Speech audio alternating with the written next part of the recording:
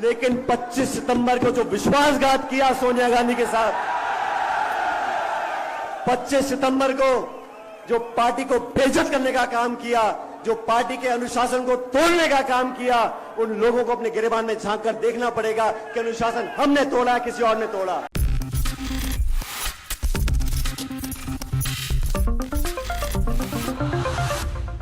राजस्थान के सियासी संकट पर इस वक्त सभी की नजरें टिकी हुई हैं। आखिरकार राजस्थान का अगला मुख्यमंत्री कौन होगा, ये तो वक्त के साथ साथ ही पता चलेगा। दरअसल आपको बता दें कि इस साल के अंत में राजस्थान में विधानसभा चुनाव होने जा रहे हैं। इन विधानसभा चुनाव में तकरीबन 6 महीने बाकी रह गए हैं और इन विधानसभा चुनाव से पहले सियासत काफी ज्यादा गर्मा चुकी है। मौजूदा मुख्यमंत्री अशोक गहलोत और पूर्व डिप्टी सीएम सचिन पायलट के बीच की सियासी जंग अब एक और नया मोड़ ले चुकी है।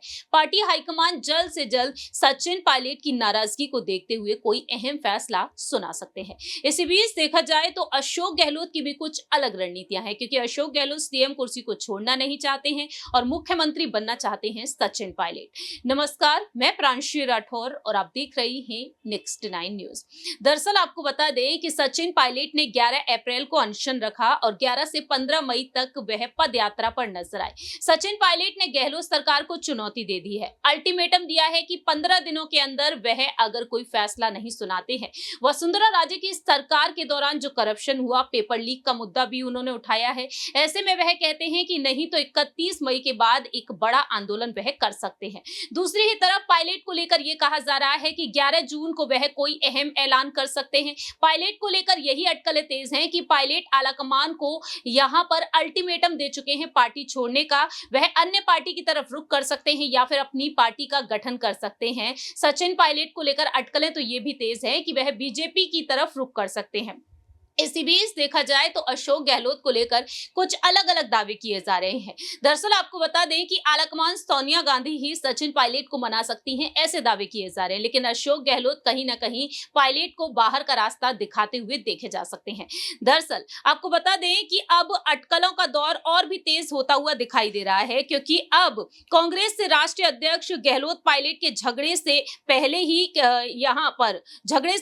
ये कहकर पल्ला झाड़ चुके हैं, जो फैसला होगा मैडम को ही करना होगा। मगर लोग कह रहे हैं कि दोनों में समझौते के लायक कोई गुंजाइश बची ही नहीं है। गहलोत किसी भी सूरत में सचिन पायलट को पार्टी में देखने के पक्ष में नहीं है। जल्दी से जल्दी कार्रवाई वह चाहते हैं, मगर कांग्रेस में बहुत सारे विधायक ऐसे हैं जो चाहते हैं दोनों नेता कांग्रेस में बने रहे, जिससे कि पावर ऑफ बैलेंस बना रहे, पार्टी टूटे नहीं। इससे सचिन पायलट को कुछ ऑफर भी दिए जा सकते हैं। यह भी कहा गया कि सचिन पायलट के पास दिल्ली आकर महासचिव बनने का ऑफर है। इसके लिए वह तैयार नहीं होते तो भविष्य में राजस्थान की राजनीति में वापस महत्वपूर्ण पद देकर बनाया जा सकता है। प्रदेश कांग्रेस कमेटी का अध्यक्ष उन्हें बनाया जाए या फिर और उनमें कुछ लोगों को मंत्रिमंडल में रखा जाए। कैंपेन कमेटी का चेयरमैन बनाकर चुनाव में चेहरा बनाया जाए।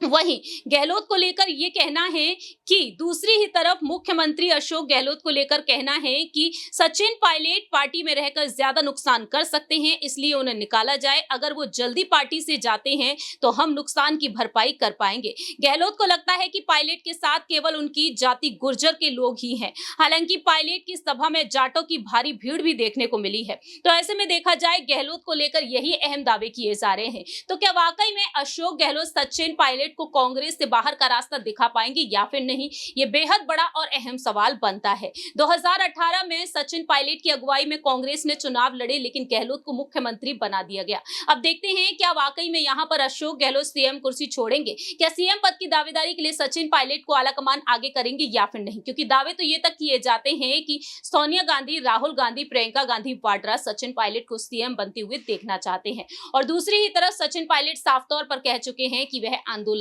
करेंगे। इस खास रिपोर्ट पे इतना ही। बाकी की तमाम अपडेट्स के लिए देखते रहिए नेक्स्ट 9 न्यूज। नहीं करवाएंगे, आपकी बात को रखते रहेंगे। और सुन लो, आप सब सुन लो, हम लोगों के पास कुछ नहीं है, हम लोगों के पास कुछ नहीं है। हम तो पैर में जूता डाल के निकल पड़े थे। मुझे उम्मीद नहीं थी कि यात्रा में कौन आएगा कौन नहीं आएगा। एक दिन की मोहलत दी थी और आप लोग पधारे होते बड़ी संख्या में। हमारे पास जो कुछ भी है, हमारी पूंजी, हमारी ताकत, हमारा सब कुछ ये जनता है। और जब हम आंदोलन करेंगे तो एक एक गांव, एक एक ढाणी में जाकर न्याय मांगेंगे और न्याय लेकर आएंगे। मेरा आप सब लोगों से निवेदन है, हम लोगों ने, मैं फिर कहना चाहता हूं,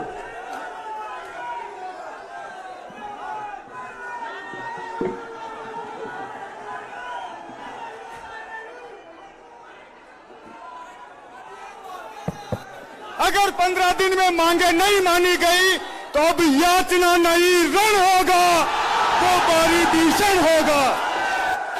और जो हमारे साथी हमारे न्याय के मांग के उत्तर में बोलेंगे कि गुटबाजी, अनुशासन और पार्टी का डिसिप्लिन, मैं उनको बड़ी विनम्रता से याद दिलाना चाहता हूं। हम लोगों ने बात रखी, दिल्ली में हमारी बात को सुना और एआईसीसी ने कमेटी बनाकर हमारे काम को आगे बढ़ाया। लेकिन 25 सितंबर को जो विश्वासघात किया सोनिया गांधी के साथ, 25 सितंबर को जो पार्टी को बेइज्जत करने का काम किया, जो पार्टी के अनुशासन को तोड़ने का काम किया, उन लोगों को अपने गिरेबान में झांक कर देखना पड़ेगा कि अनुशासन हमने तोड़ा, किसी और ने तोड़ा। हम तो बिना पद के, गाली खा खा के, खून के घूंट पी पी के जनता में जाके संगठन का काम कर रहे हैं, और आप मलाई खा खा के, गाली दे दे के हमको बदनाम करने का काम कर रहे हो। ये होने वाला नहीं है। इसलिए साथियों, आपसे अंतिम निवेदन करना चाहता हूं, ये सभा आपकी है। मुझे जानकारी मिली है कि कुछ लोग इस सभा में उत्पात मचाने की कोशिश कर सकते हैं, तो कृपया करके शांति से अपनी जगह बैठें और आराम से सभा को समाप्त होने दें। कोई कोशिश भी करे, हमें उत्तेजित नहीं होना है। ये बात ध्यान रखना, हम लोग जिस विचारधारा से बंधे हुए हैं वो महात्मा गांधी की विचारधारा है। प्यार, मोहब्बत, अपनापन, भाईचारा, 36 कौम को साथ लेकर चलने वाली विचारधारा है। और मेरे कुछ ऐसे भी साथी हैं जो बहुत बड़ी गलती करते हैं। वो गलती क्या करते हैं, हमको एक सीमित दायरे में बांधने की कोशिश करते हैं। ये फला धर्म का है, फलाने जिले का है, फलानी समाज का है। तो कान खोल के सुन लो, मेरी रगों में लाल खून है और मैं इस 36 कौम का बेटा हूं और इस प्रदेश के लिए सब कुछ करने को तैयार हूं। इसलिए आपसे निवेदन, शांति बना के रखो, जो भी करना होगा संयम से करेंगे, आत्मविश्वास से करेंगे। आपने अपने लिए, हमारे लिए जो संकल्प लिया है उसको आगे बढ़ाएंगे। लेकिन आज की सभा जब समाप्त हो तो कृपया करके शांति और भाईचारे से इस सभा को समाप्त करें। आप सब लोगों का जो मंच पे खड़े हैं, वो हम सब नतमस्तक हैं आपके आगे, और जो सभा में दूर धूप में खड़े हैं, मैं आपका हाथ जोड़ के धन्यवाद करना चाहता हूं। आप लोगों ने जो हिम्मत और ताकत दी है वो हमारे हाथों की शक्ति है। हम आपको कभी नीचा नहीं देखने देंगे, वादा करते हैं। बहुत बहुत धन्यवाद, आपका शुक्रिया। राम राम सर।